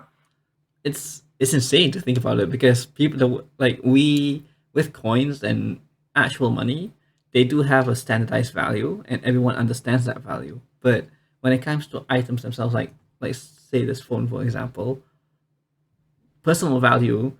I mean, the use of money is that we can add that money to describe how much we think this phone is valuable to other people that they would find appealing. But say if I gave this phone to someone who, let's say a student or like someone's in the middle of nowhere who desperately needs a means of communication, I could probably scam the guy into 2,000 ringgit for this phone, even though it's only worth maybe like 600 now. Yeah, definitely. And just like the currency in general, obviously, values are relative. So obviously, like you said, You got jelly beans really, really cheap. But even though they were the equivalent of a quarter in America, you said they were still kind of pricey. So having that kind of disconnect between different currencies and how much you need to spend for it to still be relatively cheap or relatively expensive is quite interesting. Because obviously, like, there's currencies that are stable. Like the gold standard at the moment is the US dollar, has been for a while. But then obviously you get into different countries and you find out that they have notes that are like $100 billion, for example. Yeah, rupiah. Like Zimbabwe or Venezuela. Yeah. Because their currency is inflating so much, they're literally adding zeros to their currency. One of the notes that I really want is the Zimbabwean dollar, because I think before they cancelled it altogether and moved on to the US dollar for a more stable currency, they were creating banknotes with $100 trillion, and that wouldn't even buy bread. Oh man, these stabilized countries must be so rough being in those countries. Especially with currency. Yeah, it's a little bit like obviously post-war Germany had the same problem. After the Treaty of Versailles, for example, they had such massive inflation because they were printing banknotes to try and pay off the debts to the Allies that people were taking their wages home in wheelbarrows. Like, they were just having like piles and piles and piles of banknotes every single day, and it would maybe pay for a loaf of bread or a couple of eggs, and they were just having to carry it in huge sacks. It's just a weird concept. Yeah, but do you think, like, let's say if someone back then had the foresight to think that, oh, this is a huge historical piece. If I save some of this and had it handed down generation by generation, it will be much more valuable than it is now. Like, let's say like those money, the German currency back then. If you could take like a paper, like maybe, I don't know, like $5 back then from in the German times, how much would they be worth now as a historical piece of evidence? Well, that's the thing, because they didn't think about that. That wasn't really their priority at that point. Yeah. They were more thinking about surviving. Not many like authentic copies or authentic versions exist. So being able to find, say, a 5-mark note from 1919, for example, is pretty valuable because they were like sold, they were burned, they were used. It's not something that they kept like in a little sleeve and hid in the cupboard, for example. So stuff like that, for example, is worth quite a lot of money if it's obviously an authentic banknote. There's so many replicas that it's difficult to find out which is real and which isn't. But being able to find those kind of authentic notes from history, especially like the war notes, for example, they're worth a lot of money. Oh yeah, I want one. Oh, definitely. But yeah, like you said, people at that time, they weren't really concerned about like 100 years into the future. They were definitely just concerned like, how do I get food on the table for my family tonight? So it's understandable that it's very hard to find those notes nowadays. But speaking about like returning back to coins, so you said that making round coins is obviously easier in terms of production because it's just a single model that they can just cut out of metal line by line and mass produce them easily. But something I've been wondering, like, let's say the Japanese coin, the Go Yen, the 5 yen coin has a hole in it, right? A very famous, popular coin, well known. But I was thinking, why don't coins have more holes in it in general? Wouldn't it save more metal since they're all made from the same metal? If, say, they were the same circle size, but they had just a hole in it, I was thinking maybe in that way, they'd be easier to store in a sense because you can just have a rope go through all of them and have them kept like that. And they would also have that extra piece of metal that they could just melt to make more coins in the end. How come that's not the standard or common? Well, it's because like a solid mold, because they have essentially what happens is that you have a sheet of metal, and they punch the metal into a die, and then the die essentially cuts the metal into circles. So the easiest way of doing that is just, like I say, having a really flat sheet with lots of circle stamps cut out, where they would be able to stamp the coin and then move it along in the production line. Adding that hole adds an extra process to the production. So, like you said, the Japanese one, or like this one, for example, it's the Chinese. I think this is a 1 yuan coin. It's an extra layer of what's the word I'm looking for? Step?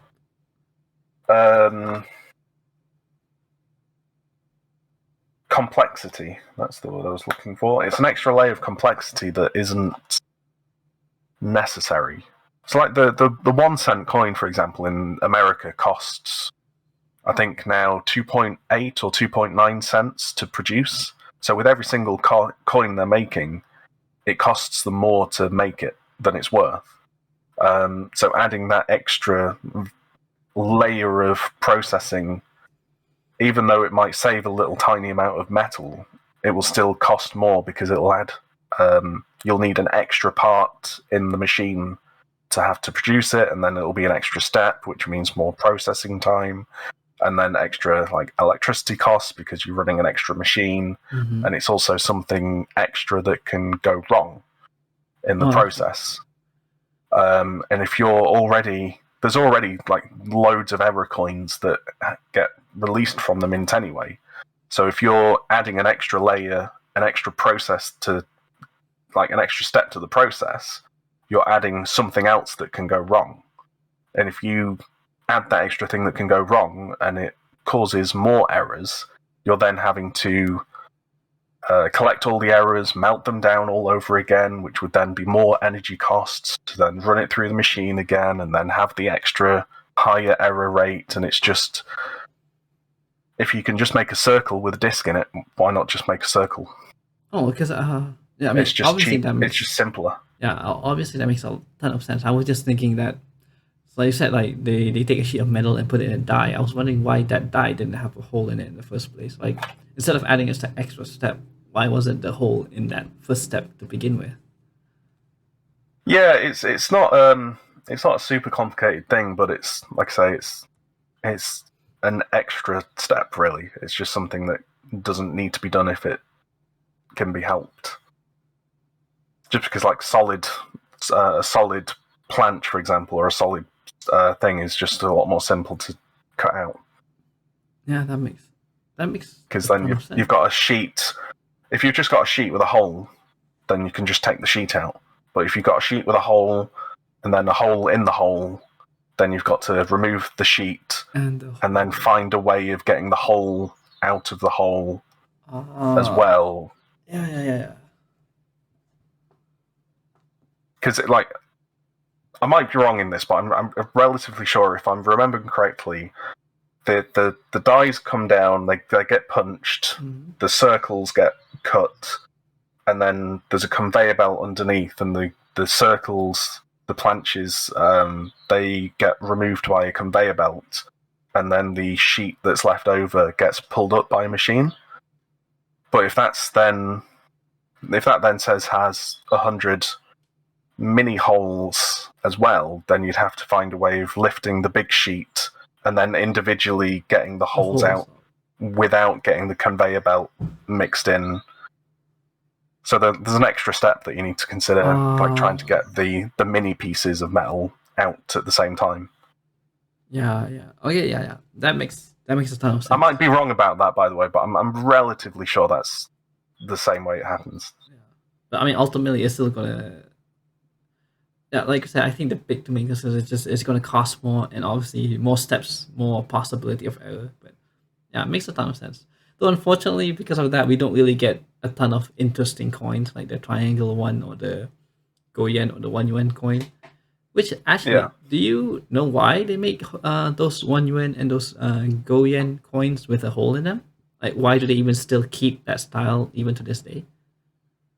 I think some of it's just tradition, to be honest. I'm not sure entirely, but I think if they already have the means of doing it, then there's no extra cost, I guess. No, so Like if they had to then change the machinery back to a non-hole making coin, then that would also be extra cost. Yeah. But if people are used to it and it's been that way for hundreds and hundreds of years, then why change it? Yeah, why But fix I'm not something that 100% isn't sure. broken? Yeah. Yeah. So what about the triangular coin? What's the history behind that, if you know about it? So the triangular coin is from a place called Cook Island, and Cook Island is a British overseas territory in one of the oceans somewhere. I can't remember. I think it's in the Pacific. And Cook Island specifically has a history of creating commemorative coins. So if you were to look on like coin websites, for example, if you were to search like the history of Cook Island coins, they have a long history of creating special commemorative coins just for different events. So they've got ones for like the moon landings, for NASA, that kind of thing. So they already have quite a specialized mint. And just having that extra value of the triangular coins is just something that they decided was unique, and why not? Do they still make them? Like, can you actually like use it to pay for stuff or anything? Yeah, you can still use it as normal currency. Like that one is from, I think, 2002. Oh, so it's fairly recent. Australia, Belgium, Canada. Lots of Canadian coins. Yeah, that one's from 2003. So they're fairly recent and they're still in use. But even stuff like the waved edges, for example, that's not like a proper circular coin. It's like waved around the edge. Oh. So, but they have, it's not greatly in focus. Let's see if we can. Yeah, it's not great, but. Oh no, I can see it. It's like it's like a bit hexagonal in a sense. It is. Yeah. Man, think about it now. It's just fun. Yeah, but thinking about it now, if it wasn't all about like cutting costs and reducing errors, we imagine all the unique coins humanity could have gotten over history with like so many different and unique designs. Oh yeah, definitely. Obviously, it's more about function and form than anything else. But if it wasn't, then it would be so cool. Yeah, well, like I said before, it's part of their identity. Really, it's part of people's culture. They have different designs on the coins depending on what is important for them and what they value. And what they value. Like a lot of the Nordic countries, for example, have fish on their currency because fishing is a huge part of their economy. So it's just so cool. I actually never knew that because growing up when I was growing up in America and obviously growing up here in Malaysia, coins always either had a picture of an animal, which is like a national animal or whatever that represented them, or a flower. Like Malaysia here, we have like the acacia sometimes, and of course and then the other side will always have the face of the current president or prime minister at the time. Yeah. A bit boring in a sense. Like the old coins were very boring. Like this is one from Malaysia. It's the square coin I was talking about. Yeah. But all it has is a picture of George VI, who was obviously king and emperor at the time when it was still under British rule. Yeah. And then it just says half a cent. Commissioners of currency for British Malaya. Man. Back when we still owned you. Back when you like owned half the world. Yeah, exactly. Yeah. And we still had emperors and god kings, as it were.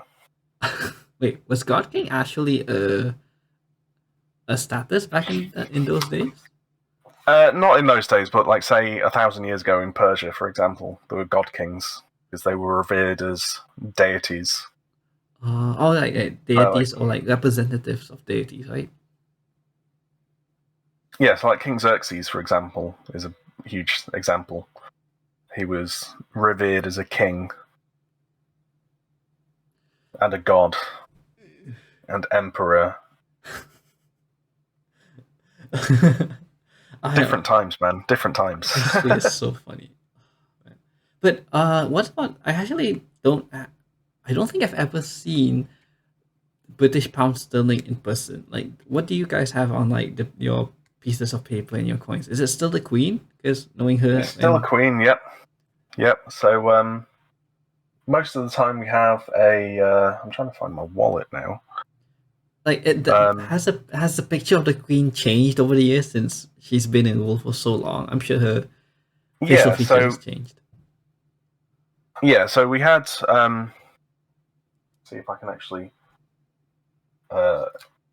get this to focus a little bit now. But like, yeah, that's not going to focus whatsoever. But there is like a young queen and there is an old queen, but she's been on the currency for that long that she started out her reign as a 20-year-old, and she's now 96. So there've been 4 different versions of the Queen's portrait. There was one, obviously, when she started her reign in 1956, where it was shown as a young woman, and then I think it changed again in the 70s, early 70s, early to mid 70s, because that's when we changed currency from the old pound sterling to decimalized currency, and then it changed again in the 90s to show her as a slightly older woman, and now we'll see it's changed again, I think about 10 years ago, and it showed her as like 80 years old. But yeah, normally in like banknotes, for example, we have a picture of the Queen on one side, and then the other side is always a prominent historical figure. So like, for example, on the £10 notes, it used to be Charles Darwin. Or the new £50 notes, the plastic £50 notes, is going to be Alan Turing, the guy who created the computer that broke the German Enigma machines. So it's always someone in British history that served like a unique purpose and has like a long historic standing. I think Isaac Newton was in one of the £5 or £10 as well. Oh, so I mean that's way better. Like, I mean, compared to like dissing American and Malaysian currencies, but like instead of having the standard prime ministers or presidents on your currency, actually having notable historical figures from your country who contributed massively to maybe in the science fields, technology, sports, whatever, on your currency as a form of appreciation. Yeah, definitely. That's like so wholesome. Like, why don't? Yeah, I wish Malaysia did that as well. Like, we have a ton of athletes and notable people in our history that, honestly, if you didn't look into it, you would never have known who they were or if they even existed. So having them acknowledged via currency that you can see every day when you're like exchanging money, paying for stuff, like it'd be pretty great and wholesome. Yeah, definitely. I think it's quite cool. I definitely agree. I didn't know currency was this interesting. I know it was interesting in the form of like history and cultural appreciation, but I didn't know that, like, for example, like the pound sterlings showed historical figures instead of just the Queen, and even coins being produced mainly for function over form. Though I wish it was a bit more aligned to form. I mean, I don't know. Thinking about all of it now. Just imagine if like there was a country out there who every few years made different coins, very unique coins, just for the sake of being the country to produce such unique coins. Yeah, it'd be so cool. Yeah, that would be cool. It would, yeah. such But a like I say, the costs are so prohibitive. If it is just a function thing, like coins, for example, I don't think it's going to happen anytime soon, but it would be cool. Yeah, but it's such a shame, especially cardboard. But like you said, like back in the day, they made cardboard money during the war. But why is it exactly that metal or like a certain mixes of metal are used preferably to make coins instead of cardboard or aluminum? Well, originally, obviously, the currency was created with a metal that actually was valuable. So you like pre 1945, for example, coins in the UK were made with silver or 90% silver, and the more valuable coins in the currency were made with gold. So they were valuable metals, but they, like the gold coins, for example, because gold is such a soft metal, they would degrade quite quickly, and they would lose gold over time. The other issue being that people would shave the coins. They would literally get the coin and they would shrink it by shaving all the way around the outside. So then they would have a slightly tinier coin, which normally isn't like visible to the naked eye, and then they would have a little bit of gold. So if you do that, say 100 times or 1,000 times, you would have 1,000 gold coins, and then 1,000 times gold scrap, and then you would be able to melt it down and make new coins. Which is why they introduced like ribbed coins. So instead of just having like a smooth surface, you'll see like coins have ridges all the way along. Oh, yeah, I know it's not going to focus, but you can like coins have ridges, so that if people shave them down, they then become a smooth surface again, and you can see that something's happened for them to be tampered with. So that's the history behind the ridges. Oh, okay. Yeah, the ridges were made because then people can't shave the coin down and steal some of the metal. That's actually genius. I never knew that. Yeah. I was always wondering why they had ridges. I just never knew that people cheat their way to making more money by shaving them down. Yeah, if you can take like 0.1 millimeters out from a coin and do that 1,000 times, that's a sizable amount of money that you've then just created out of nothing if you then melt it down and make new coins. But like, I mean, nowadays the value of a coin is less so determined by the metal that was used to make them, and more so the currency that they're tied down to. So yeah, so it's less worth it now, but it's still like, say, the machines have already been set up at the mint to be able to make the ridges. So why change it? Oh, yeah, because more cost to like make it. But yeah, do you think it'd be like long term? It'd be cheaper to just start making coins out of cardboard or something? It would, but then you think like cardboard isn't exactly durable. It's like the metal that we use at the moment for most coins is a mix of copper and nickel. Or with like lower value coins is just copper, which is why they're brown, and there's a couple of different alloys that they use. But the main reason they use that particular mix of metals is because they will last a long time. If they can make a coin last 50 years, 60 years, then that's obviously going to last a lot more than cardboard ever will. Yeah. Like I said, cardboard was really good during the war when you had no metal available. Yeah.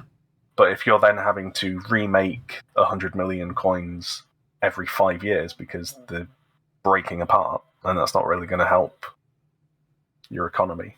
Yeah, and then like thanks to the metals and the alloys that the coins are made, people like you can have coin hobbies where you can just collect historical coins from all over the world. Yeah, definitely. It's always fun. But wait, touching briefly on coin production again, you said that if they were made out of cardboard, they'd probably have to be remade every 5 years or something. But like, so then what about the coins that we have like today? Like, have they all been finished production, or like how does the product? Are they constantly being produced or something? How does so there's coins made every single year.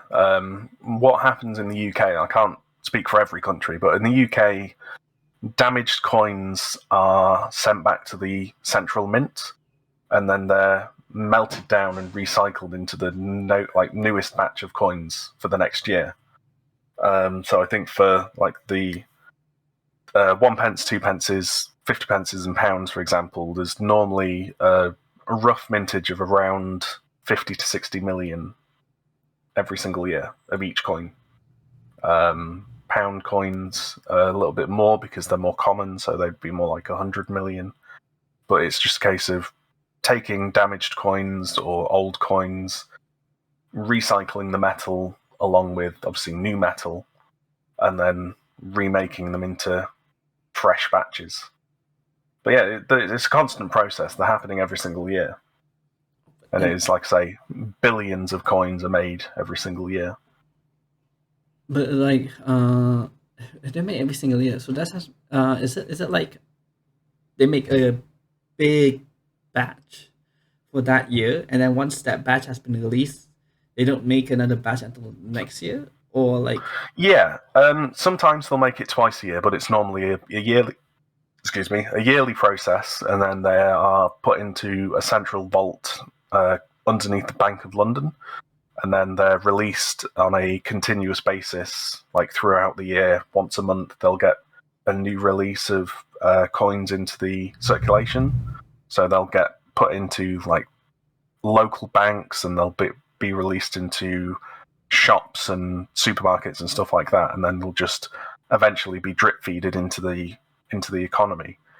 The problem with that is that sometimes they make a batch of coins and then say the Queen or the King dies, so they then have to recall the coins because, say, if the Queen dies, for example, the Queen is no longer on the currency. The one example we had of this in the UK is that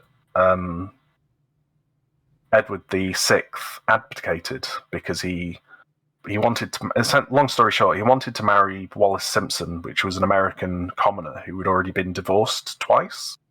And because he was the King of England, he wasn't allowed to marry someone who was already divorced because of church rules. So he stepped down from the throne. But because the currency was a yearly process, they'd already made that year's coins with him as the head of state. So they then had to recall all of the coins because his brother was then king. So there were a few like examples of, I think it was 1936, 1937, where he is the king, but because he abdicated so soon after getting the throne, they had to like essentially destroy all of the currency and start all over again, because his brother became the king. So they had to make a new set of coins with his brother as the king on the coin instead. So what happens to the destroyed coins? They just get melted and remodeled into the new coins? Yeah, basically they just get melted down and they'll just recycle them. Because obviously we're talking about hundreds of tons, maybe even thousands of tons of metal. It would be wasteful to not do anything with it, so they just melt it all down and restart the whole process. Okay. But I imagine which is like why those... there aren't many examples of coins or stuff like that with Edward VI as king, because they recycled most of them. So that's one of the more rare coins that I want to try and grab for my collection. Yeah, I was about to ask you that. Like, coins like that would definitely be valuable to people like you who collect them. And like, even in, I guess, museums or like coin museums, they find them very valuable if anyone could get an authentic coin that was recalled back before they were all destroyed. Yeah, so a lot of the stuff like coins, medals, because he abdicated before his coronation, so none of it was released to the general public. So anything that was actually found now is something that an employee of the mint took out. It's not something that was released to the general public. So being able to have one of those in the collection is quite tempting. Yeah, even if it is going to be expensive. It'd probably be like a badge of honor saying that, like, yeah, I got this something really, really rare thing that doesn't Yeah, exist in the world definitely. anymore. Like even stuff like error coins, because there are, like I say, there's so many things that can go wrong. There's one that there is I think it's 1965. There's when they switched over from silver to copper nickel in America. They made the quarters in 1965, but some of them were made with the wrong metal. So you'll see there's a small number of quarters from 1965 that were made from silver by mistake. But because they were all printed in error, they tried to recall all of them and melt them back down again so that they could save money. But obviously some people kept hold of them because, this shouldn't have happened. So that's one of the rare coins, like in America, for example, that can go for thousands of dollars just because it's a coin that shouldn't exist. Wow, it's crazy to think how valuable things that in normal practice are seen as mistakes or completely invaluable can become so valuable just to historical significance. Yeah, if you get something that we don't have much of, but lots of people want, then the price just shoots up.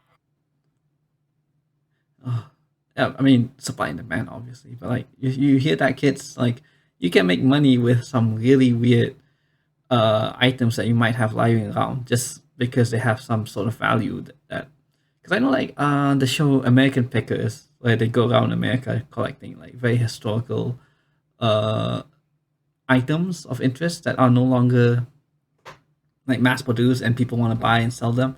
So like yeah, always save your very old stuff, ladies and gentlemen, because you'll never know when Yep. that old watch that your great grandfather had back in maybe in the 1940s, if they had watches back then, might go for a few $1,000s now. Ah, boy, Yep. it's a lot of money. It is, yep. Oh, actually, yeah, I think we've already hit the 2 hour mark now, so I think that's a Yep. pretty good way to end it here with some history. I mean, obviously we've touched a ton of stuff on this episode with your own history, your background, strongman, like a lot of fun facts about strongman, fun facts about cooking, coins, and even of course your own personal journey with mental health and difficulties. I think this is definitely for me personally. I think it was one of the more interesting episodes because I feel like sometimes we don't have enough time to really deep dive into each person um, Yeah. who comes up on these episodes. So having you so readily talk more about yourself like this is it's really nice because we are a fitness server in the end. But I think being able to highlight each member for who they are and not just some member of the server with X numbers on X left is Yeah. pretty refreshing. Okay, that's good. Thank you very much, man. Yeah. Glad to be here. Thanks for being on, Scott, especially on such short notice too. How, Yeah. how do I close these up again? That's like, what's the key phrase? Which one do you want to say? What was that, sorry? The two key phrases that Picturefit is best known for. I mean, you can pick either one that you want to say. Oh, well, it's got to be remember to take your protein. And maybe it depends. Yeah. Okay. One of the more. It does depend. Yeah. But get your protein. They get your protein, be realistic and eat. Like, if you guys really want to get big, then you have to eat and get your protein. So, Yep. any takeaways? Anything else you want to say, Scott, before we end it? No, I think that's about it, man. Thank you very much. Cool. Appreciate it. It's been fun. Yeah, it's been really fun. Thank you, Scott. I'm going to go for a bike ride in the sun now. Yeah, have fun with that, man. Bye bye Cheers. to all the viewers, too. And yeah.